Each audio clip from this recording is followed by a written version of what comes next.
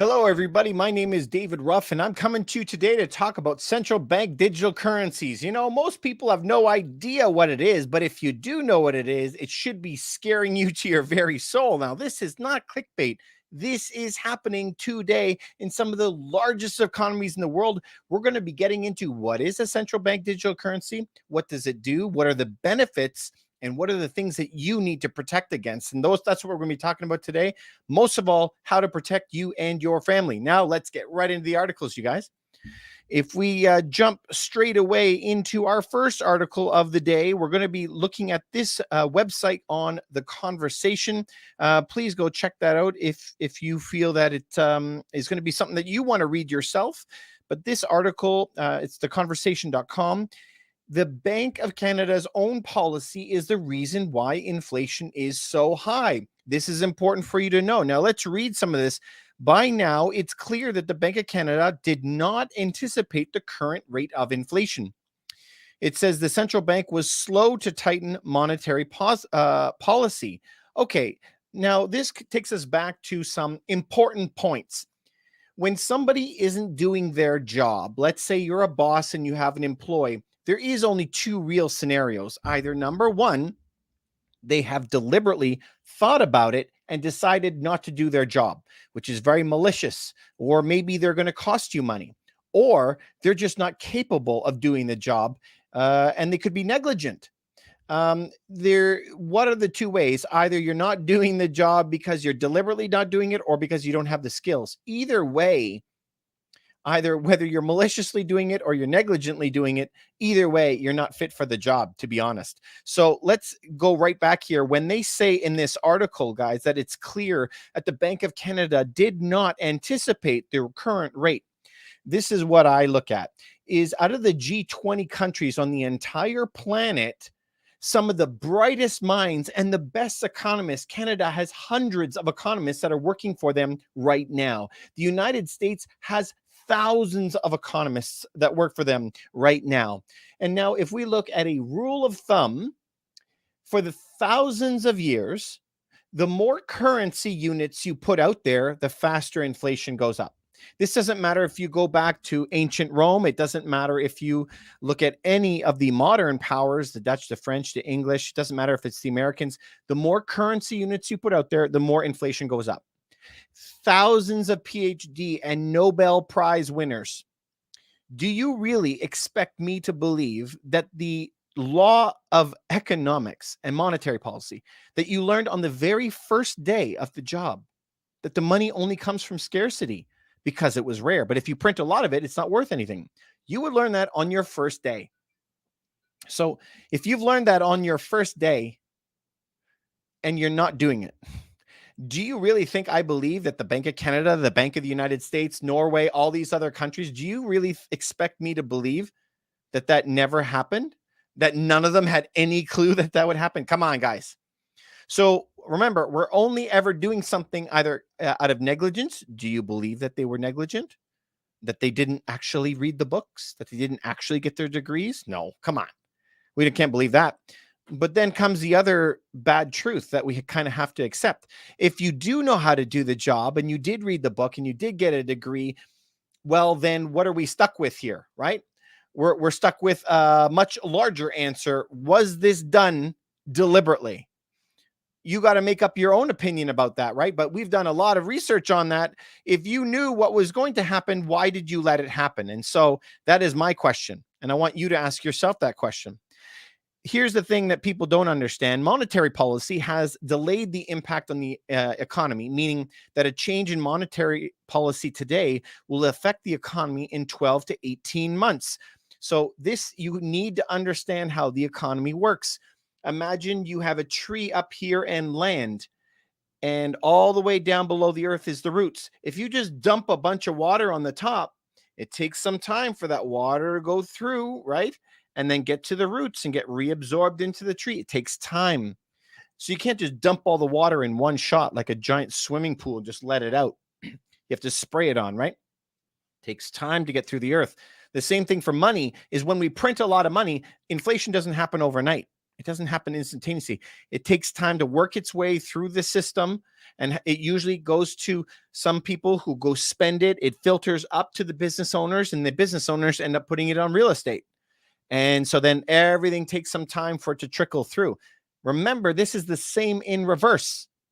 Exactly the same. Once the government raises these interest rates, the real effects of that do not happen for some time. Think about this: lush grass and beautiful trees in a park, and then it stops raining for a week. Okay, then it gets a little less green, right? Then 2 weeks, then 3 weeks, then 4 weeks. As you're sucking the water out of that thing, it's slowly, everything is going to continue dying. It's not right away. It takes some time for that to happen. Same thing is when you raise the interest rates this fast, it's going to have this drying out effect where everything can die in its path, but it takes some time for that to happen. So please, please, please remember that, okay? All right, let's get right back into this then. So monetary policy takes 12 to 18 months.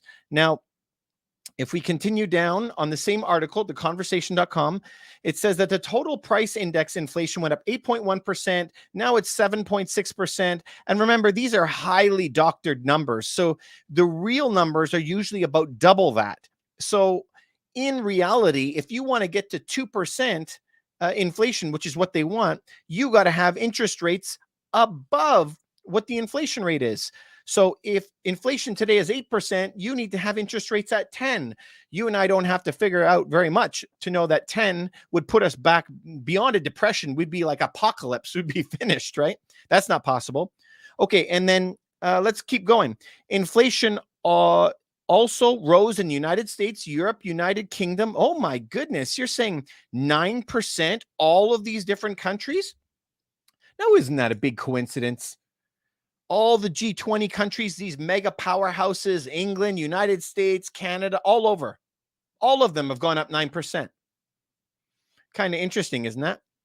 So let me tell you something, a little story. I have a friend that had a gas station, and I always asked him, I said, how do you know what price to charge for gas? Like, do you have like a magic Wizard of Oz that sends you a phone call, a text? Like, what is he? He goes, I just look at what they're doing across the street, and if they're doing it, I might as well do it. That was his whole strategy. He has no pricing strategy. Okay, so let's factor that out. If Canada is printing a lot of money, United States will go, I could do it too. And Germany says I could do it. And everyone just jumps on the bandwagon and starts printing money too. Remember, if any country tried this kind of nonsense by themselves pre-health crisis, if they tried to do that by themselves, they would have collapsed overnight. The only reason that it's lasted is because it's a coordinated thing between all the countries to increase their monetary supply by the same amount. Listen, man, one person does it, two people do it. Now I'm like, oh, that's an event, right? Three people do it now. 3 countries, I mean, right? 3 countries. I'm like, now there's a pattern. 4, 5, 20 countries. Now you cannot say that's a pattern anymore. That's a coordination. And so this makes me very upset. Very, very upset that all the countries have been doing this in cahoots. Okay. All right. So let's go back to the article here. It says Central Bank of Canada estimates that inflation will increase between 2 and 3% by the end of 2023 and 2024. Okay. Let me ask you something though. Most people have a kid. I got a lot of kids in my family, no kids of my own, but what do you tell some little guy when something bad is happening? Don't worry. It's going to be okay. Right? Little guy, you kind of rock him a little bit. Shh, it's going to be okay. Do you ever tell him, oh, really? There's a bear outside and he's going to come and eat you. And, that's it. You're never going to tell him about something bad. So I don't blame them. What else do you expect them to say? Do you expect them to say, life is going to be terrible next year? We're going to be in a depression and, say goodbye to your family. Like, they're not going to say any bad news. And here's the funny thing. Not one government ever in history has said a massive recession is coming or a depression is coming. They do everything they can, like a good parent, just to tell you everything is going to be okay. So, of course, the Bank of Canada is going to say, don't worry, guys. Next year, everything's going to be fine. Temporary, right? Of course they are. So we have to figure out on our own what is the truth. Okay. So go check out this article if you want, conversation.com. And they want to restore faith in the system. Blah, blah, blah. Okay. But they want to increase money. Everything is about money, guys. control the food, control the people, but control the money, and you control the world. That's what Henry Kissinger would say. You control that food, it's just the local people. And you already see that happening. But when you control the money, now you can control the world. Look, the European Union is fighting for control of the currency. United States is trying to fight for currency. Then China wants to be the world dominant power. Now the BRICS countries, Brazil, Russia, India, China, South Africa, are all trying to join together and take on the US dollar supremacy. The battle is about money. It's not about just like the can of condensed milk that's going up. It's a much bigger picture. And so let's take a look at the evolution of money and what is coming for central bank digital currencies. Look at this, Norwegian Central Bank. This is on amcrypto.com, ambcrypto.com. You can go check out this website, okay? So this website, ambcrypto.com, Norwegian Central Bank trusts what? Ethereum. Look at this. This is groundbreaking to me. The central bank has trusted Ethereum to build its national currency and decided to work with a layer 2 Ethereum scaling protocol for this project. Are you kidding me? Ethereum is going to be the backbone of their national currency. Okay, so you guys know that I love Ethereum, right? Ethereum is called smart contracts, okay? Smart contracts. What does a smart contract allow? Now, listen, we are not going down this rabbit hole of conspiracy theory, what will happen. I don't know what will happen, okay? But I can tell you what the power of Ethereum is. Ethereum is smart contracts, which means programmable money. The government tries to get you to do certain behaviors through tax policy today. So if you look at the tax codes, which could be 1,000 pages long, only one page is for how much to tax you. And the other 999 pages are a series of tax incentives to get you to do the behavior that they want. Imagine if they had even more control, because they already have all that control, even more control to manage your money. What are things that could be possible? Imagine that they could say you only could spend money within 20 kilometers of your home, or you cannot spend the new digital money on too much meat, or you cannot spend your digital money on booze or gambling. It is programmable money so that they can dictate whatever they want from you at any time. Now, remember, I am not saying this will happen. I don't know. The point is that they have the power to do it. So when Norway and all these countries are going to go back onto this programmable money business, where they can program what you're allowed, what things you can eat, where you can go, all of that is they have the power to do that. And I don't know about you, but that freaks me out. Okay. Somebody could stand there with a gun next to my head and go, I'm not shooting you yet. I'm not shooting you. But the fact that you have it aimed at me makes me uncomfortable. And so I just don't like the idea that anybody has that much control. It doesn't matter what. I don't care if it's what type of government, left, right, center, whatever. I just don't feel right with somebody having that much control over you. Let me know what you think. I'm really interested. Leave a comment below if you don't mind this stuff, but it completely freaks me out. Now, look at this on AmCrypto when they're talking about Norway. Look at this sentence. It also aims to create a filterable summary of transactions. Guys, please try to read this out. Look at all these stupid website ads. It says it aims to create a filterable summary of transactions. Did you even know what that sentence means? You and I might look at it and just go, it's nothing. But what happens is they could filter it any which way. Which people are, like, give me something that they want less of. Maybe, I don't know, they don't want you to eat as much meat. Show me the people that bought too much meat this week and they can filter it. Show me the people that are late on their taxes. Whack. And you have all of them. You can, and it's instantaneous where they can guide their policies on this filterable list of transactions of every single transaction that you do in your life. Again, I don't know if you like that stuff. I don't like that. That doesn't make me feel comfortable. So this is for Norway today. And look at this. The IMF, the International Monetary Fund, has welcomed it. In June 2021, the International Monetary Fund welcomed the Norges Bank continued exploration of the CBDC. Of course, the International Monetary Fund did, all right? The International Monetary Fund and the World Economic Forum are the ones pushing this massive Great Reset business. So the Great Reset business is where the government owns all your homes and all your cars, and you just rent everything off of the government, kind of in perpetuity. And everybody's debts go to zero. No one owes anything. No one owns a lot of property, for example, and nobody owes. Nobody has a big debt either. Everything's wiped out to zero.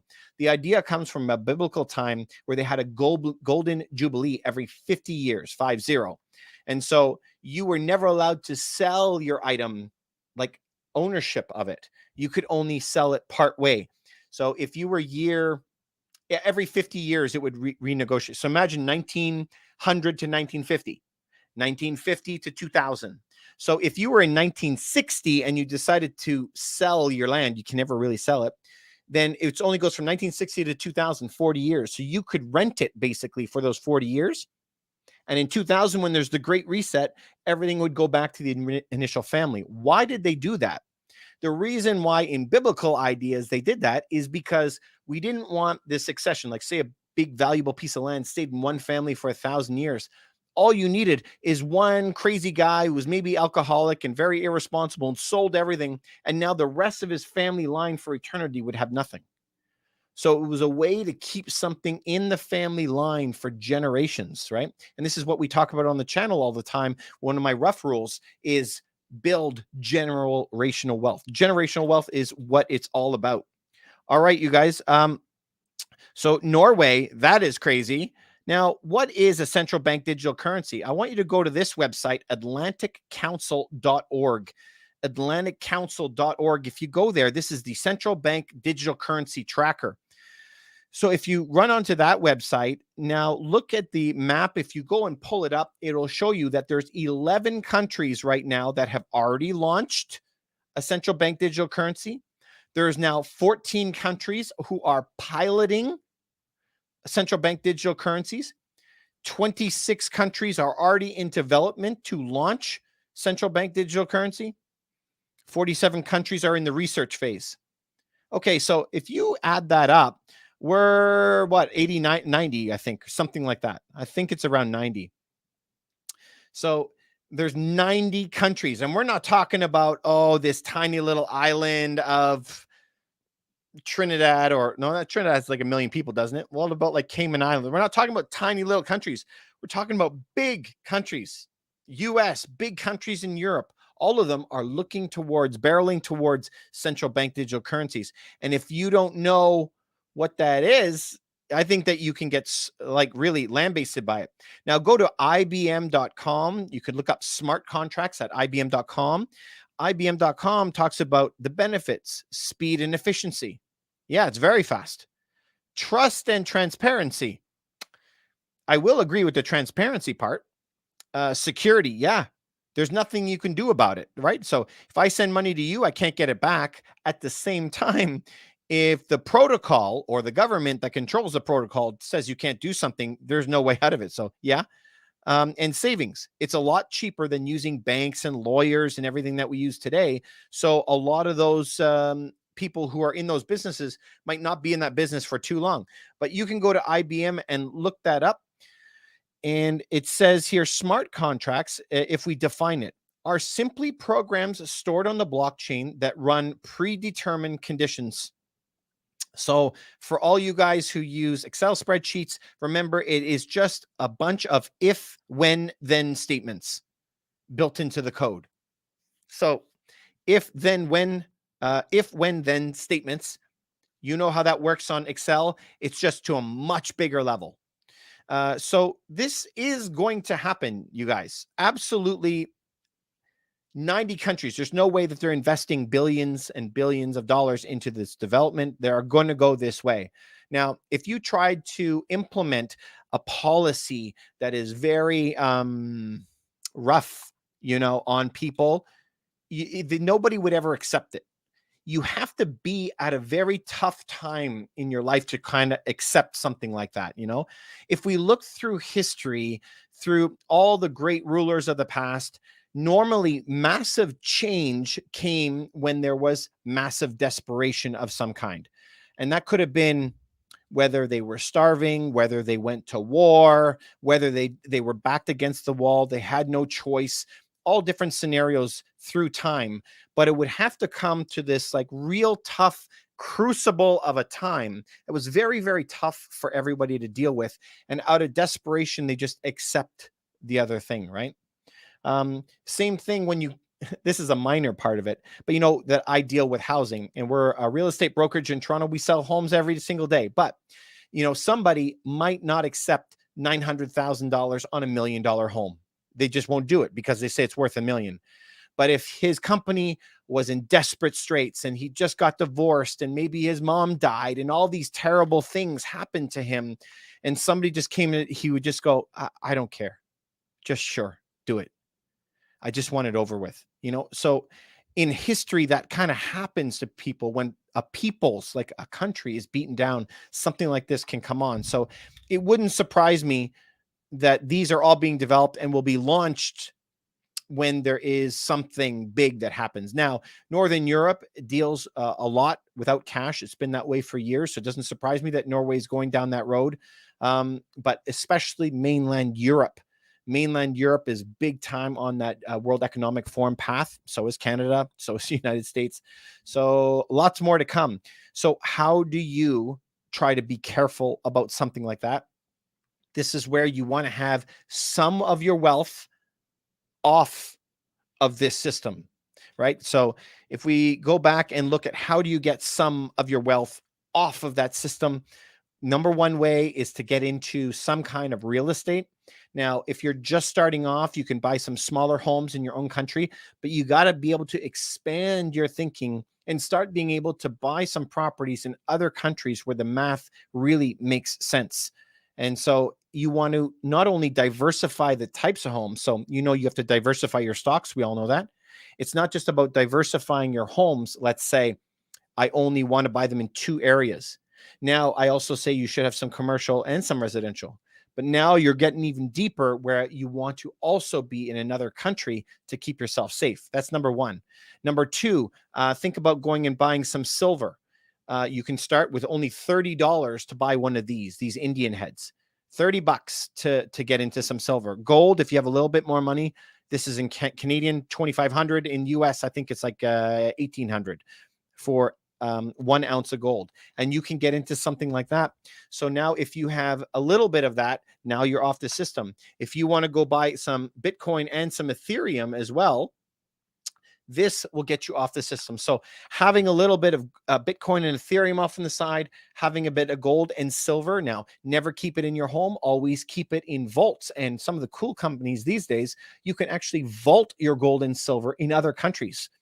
You can go to companies like One Gold and you can choose if you want it in Cayman Islands, in Singapore, over in Switzerland. So you can choose where to keep it, and you can keep it in other places and very low storage costs. So I think that's a fantastic idea. Crypto off the grid, gold and silver off the grid. Remember, my favorite thing to buy is supplies, food, cosmetics, cleaning supplies, kids' clothes, your clothes. Having this stuff, that is probably your number one bet, is to get some of your value into that as well.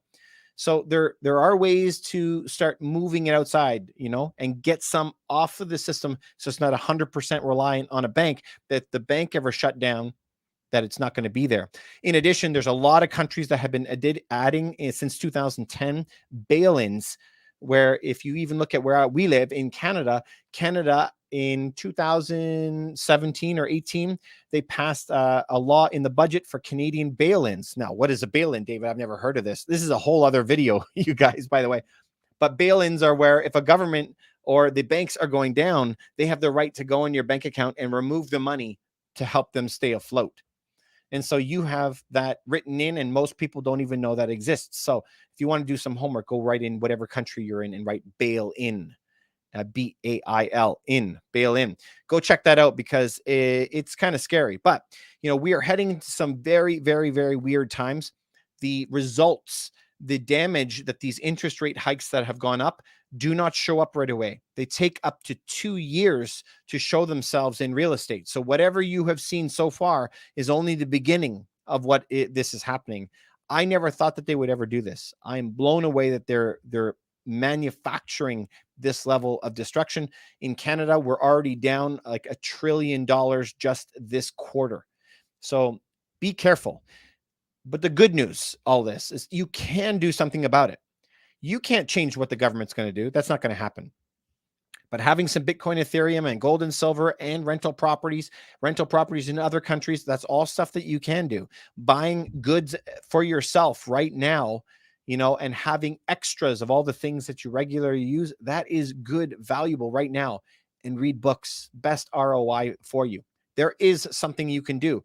And if you have done some of that work and have some of those things off that grid, and you have some money coming in, listen, what we're coming up to will be the defining time in your entire life, because you're going to be able to buy homes at half price if this continues the way that the government is going. So that's where real investors will come out and shine, where we're going to buy homes for pennies on the dollar. Anyway, that's what I want for myself. I want that for you too. Anyway, like I always say, if we follow the rules of the game, we always have a pathway to getting much better results in the future. Anyway, I'm always there for you. I'm here for your health, wealth, and happiness. And I want you to do really, really well and crush it. Remember, if you know anybody that this will help, send it to one person. It would really mean a lot to me. Please remember to like, follow, and subscribe to this, you guys. And I'll catch you on the next one. Thank you, Cynthia, for all your nice words. And Jeremy, how are you on YouTube? Thank you very much for coming by. Montreal Services, you said, where do you buy Bitcoin? I just buy it online, crypto.com or ShakePay.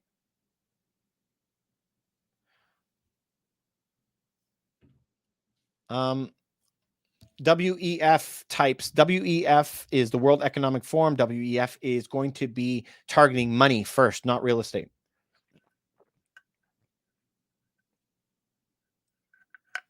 This goes out to Stucco Dave. You said, do you think Ontario is coming to a crash? What does that mean? That's my question to you, is what does that mean? Because by my definition, we're already in a crash. There's people that are laid off across the entire mortgage industry. Home prices are crashing 25, 30% down all over the place.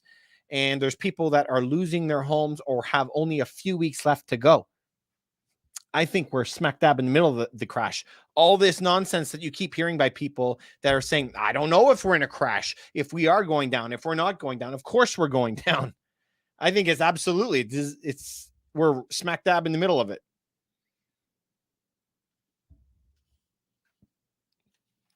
NAA, you said, should I buy a condo right now or downtown for $400,000 cash, or will you lose or gain? So by far, the likelihood is that you're going to lose. You're going to lose some, but not a lot. You got to see, where would the 400,000 make the most money, right? So my question always starts off, have you built up your storehouses yet of food and all the other stuff that you need, right? Have you done that? Do you have your gold and silver reserve? Do you have your emergency reserve? Do you have your opportunity reserve? Do you have all that? If so, yeah. But I can tell you, if you have 400,000 right now and say that you had everything else, your $400,000 unit's not going to go down very much. But the $1 million home might drop by 25%, and the $2 million home will drop 50%. So the higher you go in the price range, the more you'll lose. So if you have 400,000 right now and you had nothing to do with it, you're like, I don't know, it's all extra. I have all my gold and silver and Bitcoin and Ethereum, all my stuff. Well, then sure, you might lose a little bit, but not a lot, right? And you're not going to be subject to the losses that everybody else is coming to. This is for NAA. What we do is, I have a real estate brokerage in Toronto. So if if you you're saying downtown, if you want to buy in Toronto, we can help you. But if you were buying elsewhere, I wouldn't recommend buying downtown Toronto right now. We have a program that we do for people how to retire within 36 months. And this program is where we are consultants and advisors to you to build your wealth portfolio so that you can get out, you know what I mean, and not work anymore. Stucco Dave, you said, bro, you're doing amazing things. Keep it going because you are amazing. Never forget it. Always. So good to me, man. Thank you so much. Appreciate it. Shinedu, in 1929, we didn't print money and entered a depression and wiped out millions. Absolutely, we did. And a lot of that in 1929 was because the irrational exuberance, what happened through the 1920s. As it went bananas, then there was a price to pay for going so overboard, right? And then we got sucked into a decade of depression. And then what happened? How did we get out of depression? We started a war. And then, well, maybe we finished a war, depending on how you look at it, right? But the world started a war. And then after the Second World War, massive debts everywhere. Then they had to tax everybody like crazy in order to try and create jobs and build highways and everything else, right? So I don't know. Was there irrational exuberance over the last 10, 14 years? 1,000%. Will we enter into another 10 years of depression? God, I hope not. I mean, crazy, right? I really, really hope not. Montreal Services, what do I think about the next interest rate hike? I doubt it's going to be 0.75 again. I would expect it to be 0.5, but let's see.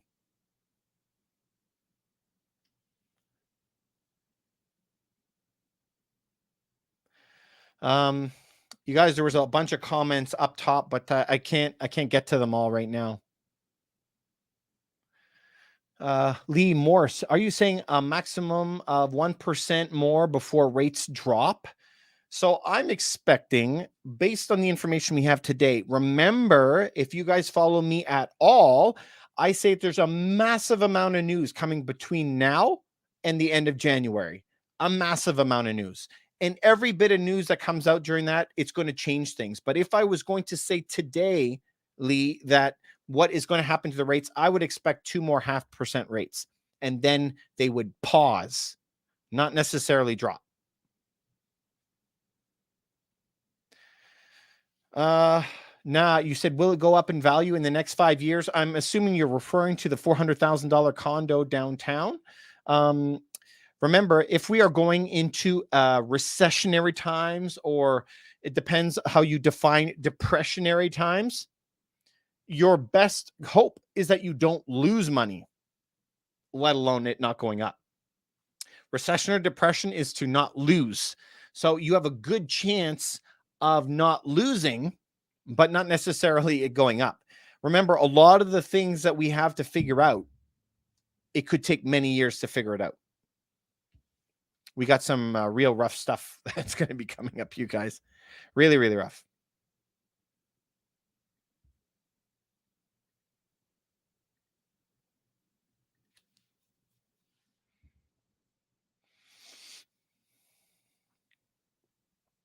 Lee, you said you just bought a duplex. Wondering if you should stay variable or lock in for Vive. You only have 2 options. Yeah, I mean, I don't know how long you've been following me, Lee, but last year, October, November, December, January, I was like pleading with everybody, please fix your rates, please fix your rates. And nobody, hardly anybody was doing it. Everybody was going, no, I can get 1% on variable, blah, blah, blah. So that's what I was saying. But now, if you have endured the slaughter of rate hikes that have gone up until now, I kind of feel like you might as well just see where it goes. In my opinion, I think by the time next February rolls around, I don't see how we're not going to pause or go down. I, in fact, think we're going to go down. Hey, you guys, if you like this stuff, can you please like this video? It really helps out the algorithm to get to more people. If you could just like hit the heart thing or whatever, it really helps me out, man. I see that none of you like this, so it kind of messes up my algorithm. So if you can like hit it like 3,000 times, I'd appreciate it. If any of you on TikTok like any of this type of stuff, I do a lot of long form stuff over on YouTube. You can follow me the exact same name at Rough Team Realty. Okay. Um, so for Lee, did I answer your question? If it was me, I would be just going variable right now. Um, yeah, Dan, your question as well. If it was me, I would just be sticking with variable now if you didn't fix it before. And both Lee and Dan, if you weren't following me before when I was like screaming from the mountaintops to fix it, just why don't you follow me here and follow me over on YouTube, because we're going on live almost every single day about it. Thank you guys for all the likes, man. It really helps out my algorithm a lot. I really appreciate it. Montreal Services, which part of Ontario is a landlord friendly? Good question. I got a good answer for you. Zero. There's no part of Ontario that's landlord friendly. None. Yeah, Lee, it's kind of hard for me to give you my opinion. Remember, I'm not a financial advisor, but I am a mortgage a real estate broker all over Ontario. But we deal with this all the time with our own companies, right? We have holding companies that have properties inside of it. Um, but I would stay at this point, this juncture. I would stay with variable. Nah, by next February, if interest rates go down, then my condo value should go up, right? Yeah. So NAA, are you in Toronto, by the way? Nah, are you in Toronto? If so, you can wait and I can give you a hand. But if I had all cash, I would not be buying right now. I just wouldn't be doing it. Your money should be going into, especially gold and silver right now. I absolutely love silver, especially right now. You should be putting money into other things in your own businesses and your education right now. I wouldn't be buying a property right now. For me, it's a mistake to buy a property right now.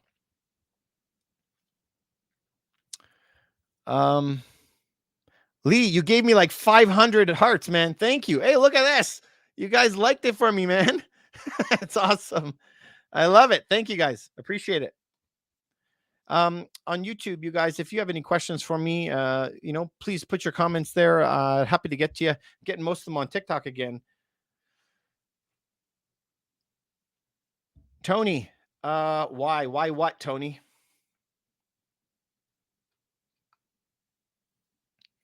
Anyway, you guys, did that help at all? I hope it helped a lot. We're really trying to help you guys out. There's a lot of craziness that's happening in the market these days. My goodness.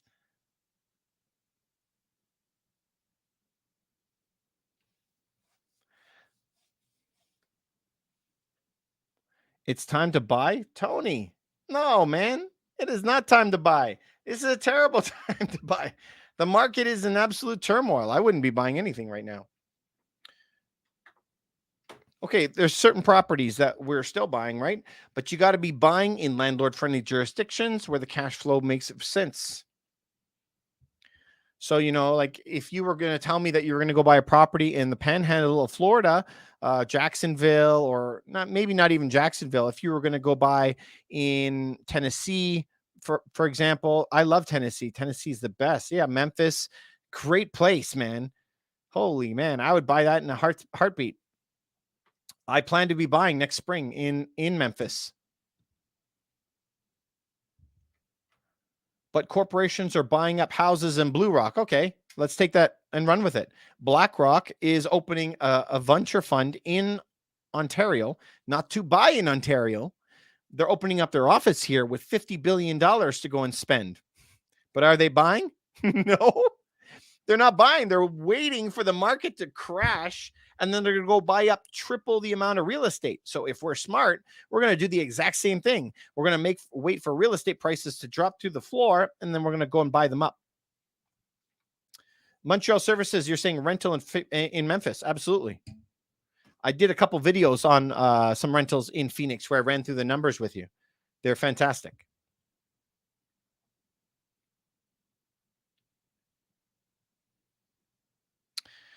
Hey, Jeremy, you said I've answered all your questions all the time. Great. Well, thank you very much for coming on YouTube. I really appreciate it. And if you have anything, I'm still going to be watching you,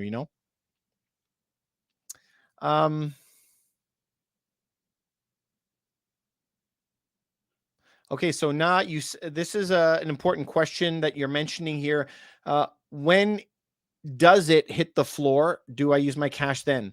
So this is what you got to kind of understand. There is nobody, no Warren Buffett, nobody on the planet that can time the market and buy at the absolute bottom and sell at the absolute top. Doesn't happen. No one can ever do it.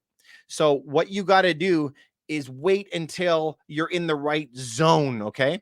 So just to take for an example here, say that you really like, this nice jacket, okay? And the jacket is $100.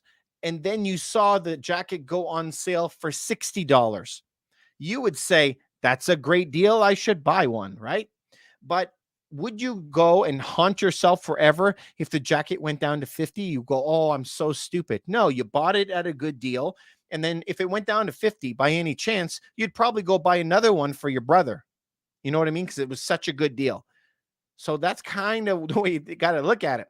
If home prices drop a lot and now it makes a lot of sense, you buy a house at that point. And if it drops even more, you buy another one. And the point is, you just keep buying as many as you can of those good deals. Montreal services. Yeah, I do a lot of extended stuff. I did one on Memphis when I broke down a property on YouTube. I just don't remember what video it was. Maybe I should do another one, actually.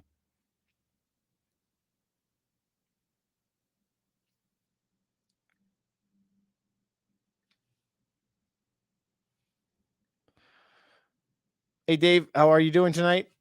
I'm doing awesome. Good, man. Thanks. Hopefully, I'm helping you guys out. All right. Well, I got a lot more articles I got to get to tonight, you guys. So I'm going to be jumping off. This is my last call. You know, if you had your booze out. Last call. What else can I help you with before I get going, you guys? Thank you very much for following me. And, you know, I got a lot of other stuff that we have to go do, but it's all going to be put up on YouTube. It's not necessarily going to be put up on TikTok. Montreal services. You said you'll search later tonight. Okay, yeah. And you opened an account with Kitco. Nice. Did you use my code? The Kitco code? Did you check them out? Montreal services? If you did, I appreciate it. If not, it's okay. Stucco Dave, you said have a good night. Thanks, buddy. Appreciate it. Jean the Builder, how are you? Hey, I recognize some of these names. I've seen you guys quite a bit. It's good that you're learning. What about Fort Myers, Florida? No, I wouldn't be buying in Fort Myers right now. Listen, if you were talking 2020, Fort Myers was good, but the prices kind of went like this to the moon. And so now it doesn't really make sense anymore. Montreal Services, you use my code. Thanks, man. You're the best. They give me like $2 for it, just so you know. But anyway, I appreciate it anyway. I don't know. Honestly, they said that they will. I don't even know if they do. They've never sent me anything. Maybe, I don't know. If you buy a condo in 6 months, it's down 10%, then we bounce back. Will I make money?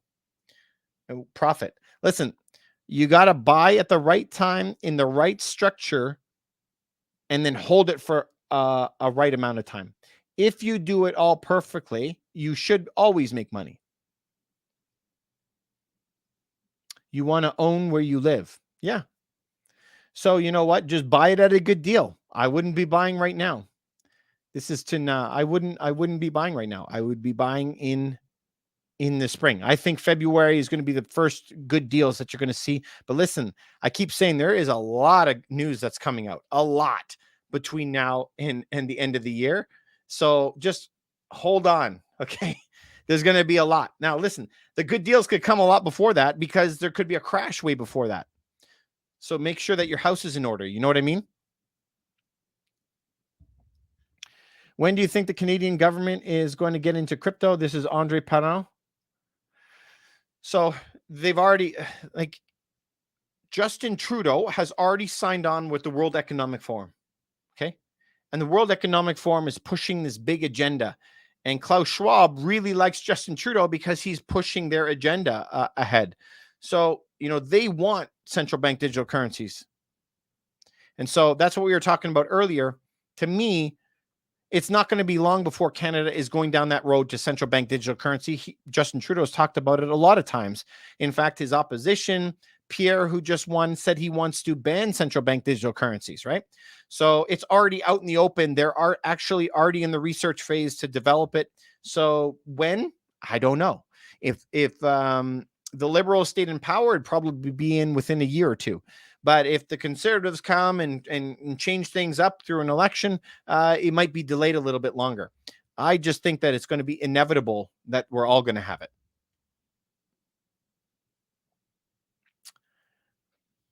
Stucco Dave, you said so Belleville.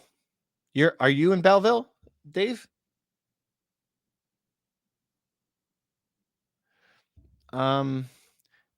Montreal services better two in your pocket than theirs. Yeah.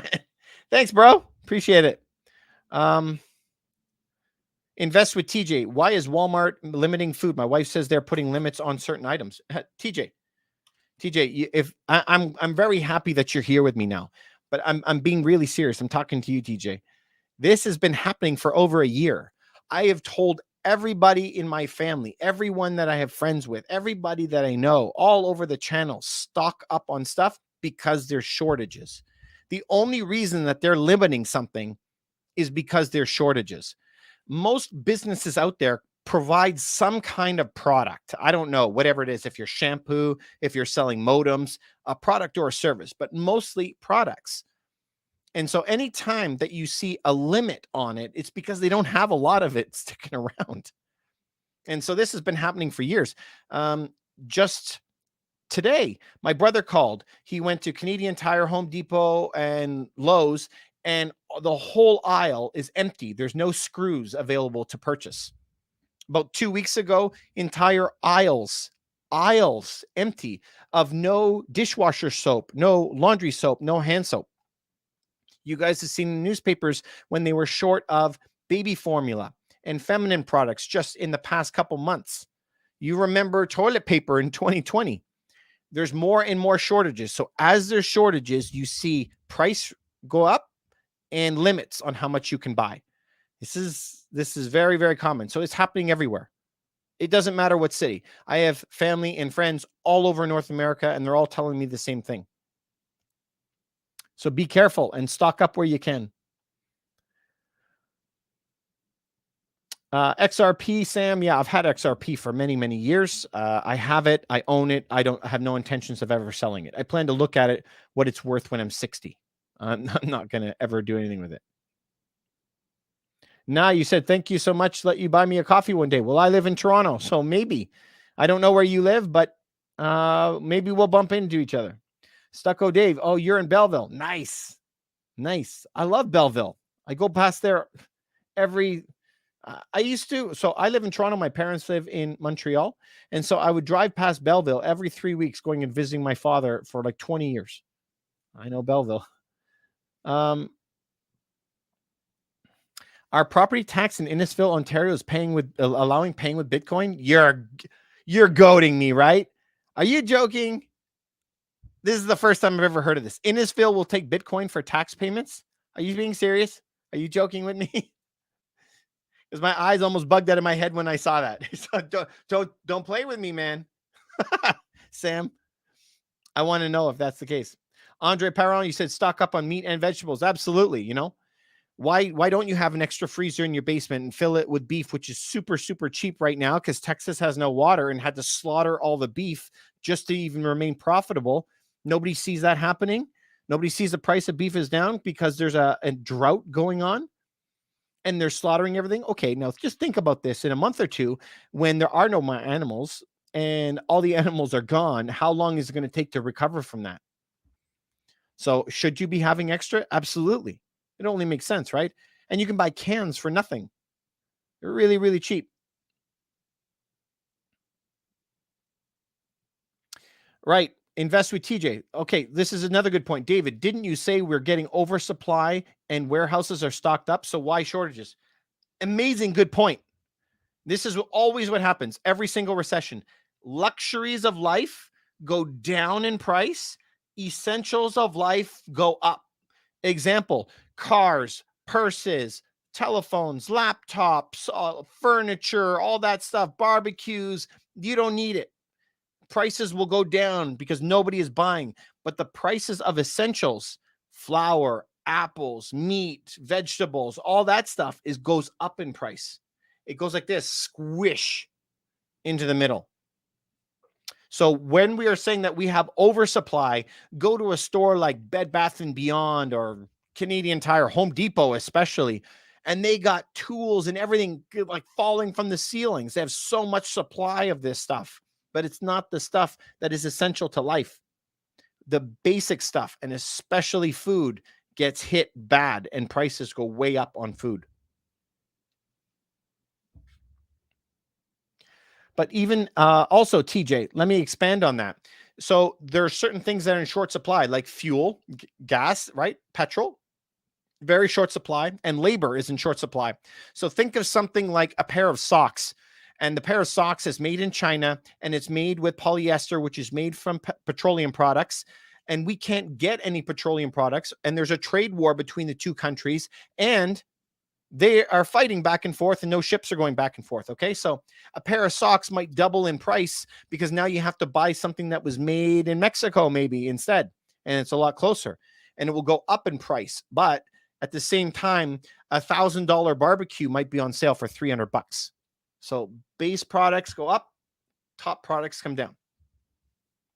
Very good catch, TJ. Awesome.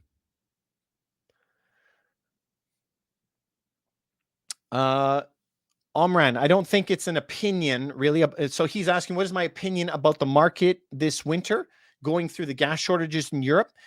The only thing that's going to happen is everybody is going to be freezing to death. There is no way around this. We have family members that live in the Netherlands, and fuel prices are up 600, 700, 800%. So when we run into those times, people no longer can heat their homes. And now they have to make some tough choices. Do I only keep the temperature at 9 degrees so that the pipes don't freeze? Do I decide on buying food or medication? And, the terrible thing is a lot of people insist on feeding their kids. So then they stop taking their medicine, right? What is the downstream effects of neglecting your health and neglecting other things, right? So it's going to be very, very bad. Now let's extrapolate that out. So many businesses require some kind of fuel to power that industrial engine. If they can't run anything, what do you think happens? Now, all of a sudden, people have to get laid off. And then the problem gets compounded. It's worse and worse and worse. So inflation is not going away in Europe anytime soon. It is a big, massive problem. I don't know how they're going to get out of it.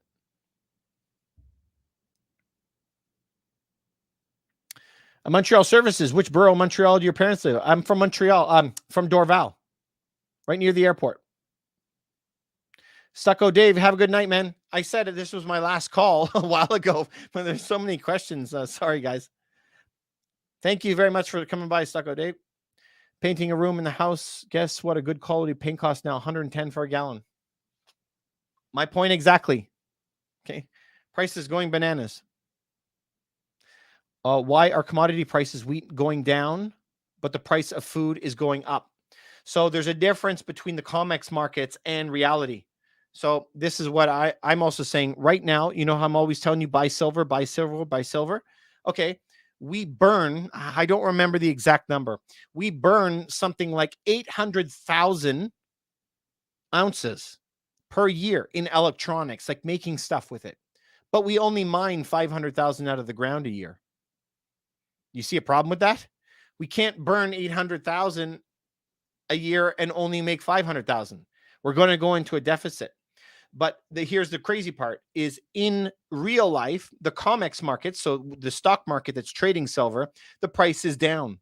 But if you go and actually try to buy an ounce of silver in real life, the price is up. So that's stock manipulation, you guys. So if you go back just even last year, some of the massive banks, JP Morgan, Goldman Sachs, they're all being fined like hundreds of millions of dollars. One of them was close to $1 billion for market manipulation around gold and silver. So you have to go by the prices that you're actually seeing, no matter what they're manipulating it on the market. There is massive wheat shortages that are coming. Okay, so Pakistan right now is flooding. They have no food. Sri Lanka tried this environmental new only go organic and lost all their food. The Netherlands is going after all of their farmers and saying you can't use any fertilizer anymore. My country, Canada, is trying to ban the amount of fertilizer that you use. They're trying to limit how much cattle you have. How much food are they destroying? People still have to eat. What's going to happen when you just have no food left and you need to feed 7 billion people? Prices go up, man. And as prices go up for places like Canada, imagine somewhere in Africa where they can't afford the extra money. That means millions of people could starve and probably will, which is the terrible part. So, as much as we can get our message out there, stock up while you can. The prices you see on food today are probably the best prices that you're going to see for a long time. When do you think prices of cottages will crash? Oh, yeah. They're going to crash a lot next year. Just wait. Remember, the effects of interest rate hikes take 2 years for it to come into the market. So wait until then. Don't buy a cottage right now.